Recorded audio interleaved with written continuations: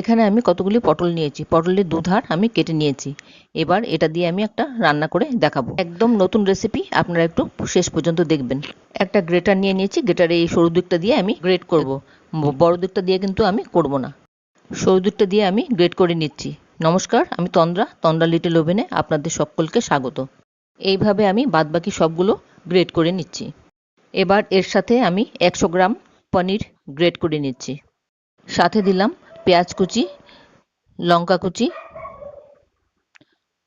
বেসন 2 table চামচ, হলুদের গুঁড়ো, লবণ দিয়ে ভালো করে মেখে একটা মণ্ড তৈরি করে নিচ্ছি। মণ্ডটা থেকে কোফতার আকার করে গড়ে নেব, যে কটা হয় সে কটা গড়ে নিচ্ছি। এবার এগুলিকে ভাজতে নিয়ে যাব।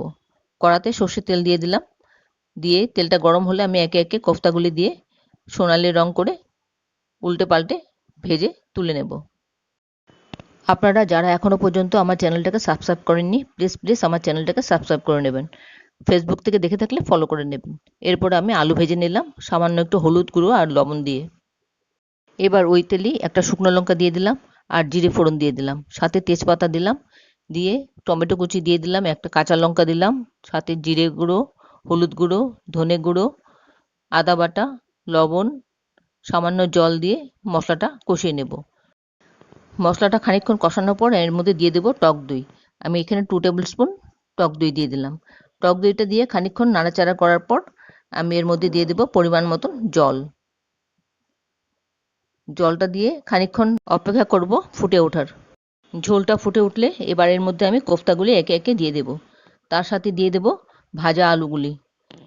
এবার সবটা একসাথে খানিকক্ষণ ফোটাবো, তারপর দিয়ে দেবো এর মধ্যে গরম মশলা।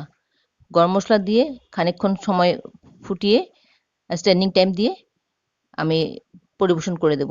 চিনি দিয়ে দিলাম সামান্য একটু স্বাদ অনুযায়ী। এবার আমি পরিবেশন করে নিচ্ছি। আশা করি আপনাদের ভালো লেগেছে আমার এই রেসিপিটা। যদি ভালো লেগে থাকে তাহলে অবশ্যই একবার এইভাবে বানিয়ে খেয়ে দেখবেন। ভালো লাগলে একটা লাইক দেবেন আর বন্ধুদের সাথে অনেক শেয়ার করবেন। এটা একটা নতুন রেসিপি, সবারই খুব ভালো লাগবে।